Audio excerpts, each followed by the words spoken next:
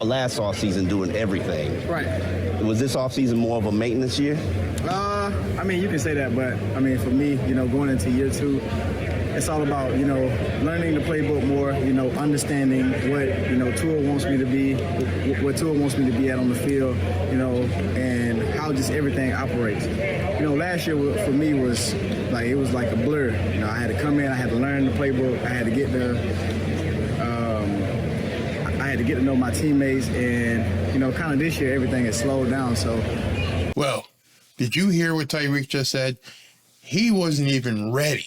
He jumped in with both feet, hit the ground running, didn't really even learn all the nuances of the playbook, was just getting ready to know Tua and meet the other guys on the team, and he still performed the way that he did.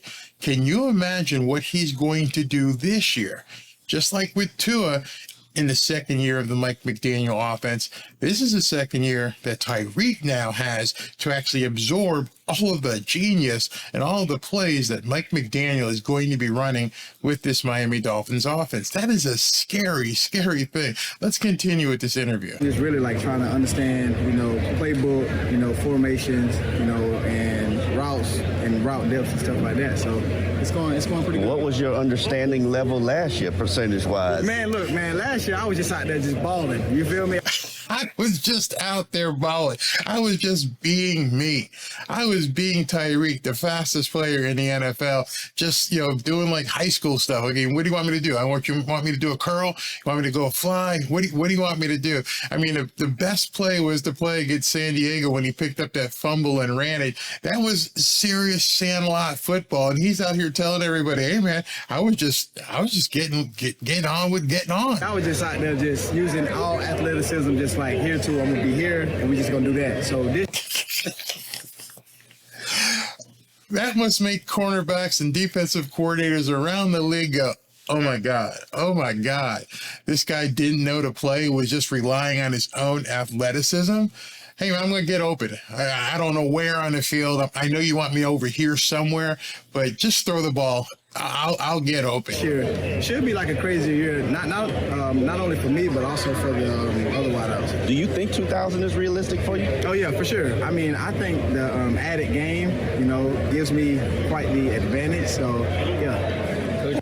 Now, he's talking about getting 2,000 yards receiving. 2,000 receiving yards.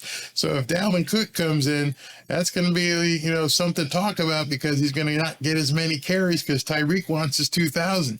He wants 2,000 yards with Waddle and Tyreek and Eric Ezekama, Cedric Wilson while he's still here, Barrios, all these players out there, and he thinks that he can get 2,000 yards. Whew. Wow. Let's go. Let's continue. Last year you guys started out on fire, right? And then you had sort of a plateau as the season went on.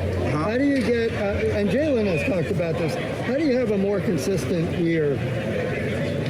Obviously, is staying healthy. That's the biggest thing for all of us. Easy question to answer. How do you guys continue what you started in the early part of the season? Simple. Just got to stay healthy. I feel like some injuries, derailed us from, being exactly where we wanted to be at last year. So just staying healthy, being available, for one another, and just practicing fundamentals and techniques each and every week, and staying accountable. Coach mentioned some of the things that you guys were lacking last year that could have affected outcomes. He said he's seen glimpses of changes in those things. Is there anything specific that you can think of that you've noticed that you guys have improved majorly in? Man, I would tell you this, man. Tua has stepped up a lot, in his So the question, if you weren't able to hear what the reporter said, he goes, have you noticed any changes that indicate to you that the offense, that things are going to be better? And the first thing he said is Tua has stepped up. So Tyreek came in last year and said that Tua was the most accurate quarterback that he's ever played with. And now he's saying that Tua has stepped his game up. That's a really strong compliment coming from a guy who said he was already the best, most accurate quarterback he had ever played with. In his leadership role, Bingo. That's what I said in December that I had a problem with. Because of that, people called me a flip-flopper over and over and over again. And what I said in response to that is that Tua wears the C on his jersey. He is the captain. That's it. Nothing else. The buck stops with him. Everything goes through the captain on a football team. You have to be the leader. I felt, as some other people did, that Tua abdicated his role as the leader of the team last December. And I said it over and over and over again, and people got pissed. And Tyreek said, what is one of the biggest changes you've seen this year? And what did he just say? Tua's leadership. That's what I said. I know last year was my first year playing with him, but seeing him this year, he's more vocal, with the offense. That's what I said.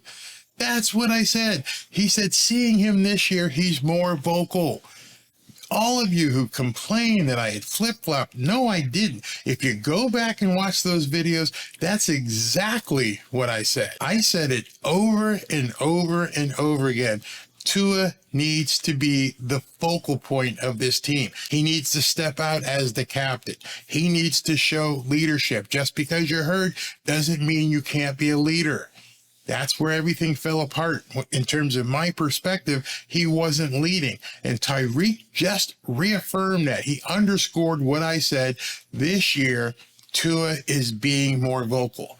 So it wasn't me flip-flopping. It was me looking at something and saying, this doesn't look right. From my experience in football, I need my captain to be the most vocal, out in front person that you possibly can be to lead a football team. And this year, we also heard earlier, like a week ago, that he didn't like what the offense was doing. He made the team stay late and practice more. That's being a leader. Hey, guys, we're not done yet. I don't care what the coaches think. Get your asses out here. We still need to work on some things. That's being a leader. Getting out in front of the press. That's being a leader. And now Tyreek just underscored everything I said. I'll wait for your apology. Let's continue. Leading, in group chats and stuff like that, organizing, outside workouts outside of the Miami Dolphins stadium. Because I told him when I first got here, I said, bro, you should be comfortable with telling a group of wideouts to just meet you somewhere. You should be comfortable just telling the wide receivers to meet you somewhere. You should be comfortable. He just said, I had to tell him that. That's exactly what I said. I said, he's not telling people. And people are like, oh, that's not his personality. Well, you need to get that personality. You're the captain of an NFL football team. You're the captain. You need to demand performance from your team, period. Don't pull up regardless. So he's been doing a great job. And now he's been doing it. It obviously was something that was lacking. The reporter said, what's the biggest change that you've seen? And the biggest change that Tyreek Hill has seen is that Tua is stepping into a leadership role. Go back and watch my videos. Go ahead and watch the last 4 or 5 months. I said it over and over and over again, and people complained and said I flip-flopped, and he just underscored everything I've been saying. Although for the whole team overall, is there anything major you guys have noticed? I feel like we only going to go as far as our quarterback going to take us, We're only going to go as far as our quarterback is taking us.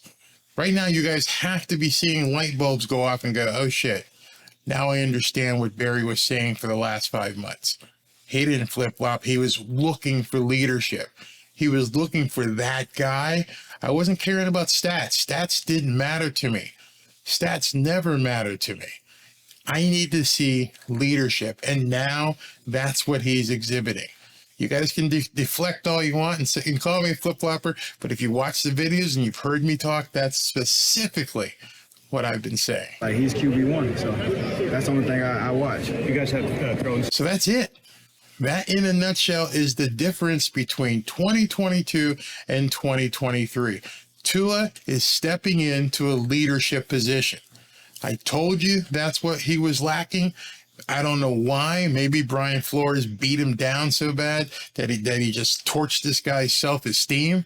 But after last year, especially leaving the season on an injury, not playing, he had to come back. The whole thing with the Super Bowl stuff. Oh, it was just horrible. and then just being quiet and absent. And now somebody has said to him, maybe Mike McDaniel, dude, you need to step up. We've extended your contract, not extended, but we took your 5th-year option. You need to show us right now you are the man. Forget your stats. Do it everywhere. Do it on the field. Do it off the field. Talk to your players in private. Do whatever you need to do, but show us you are the leader that QB1 should be. And that's it. I couldn't believe when I heard Tyreek said that, and I was watching other people making, YouTube videos and talking about it, and I'm like, nobody's going to mention this, huh? Nobody's even going to talk about what he just said. You're just going to fast forward it and it was no big deal. You want to talk X's and O's and stuff, but you don't understand what it means to be a team leader. That's the big difference. And if Tua can do that, the health stuff may take care of itself, but Tua needs to be a leader. And you just heard Tyreek say it. So unless you think he's lying, then you can't call me a flip-flopper. Is anybody catching on to this Barry guy?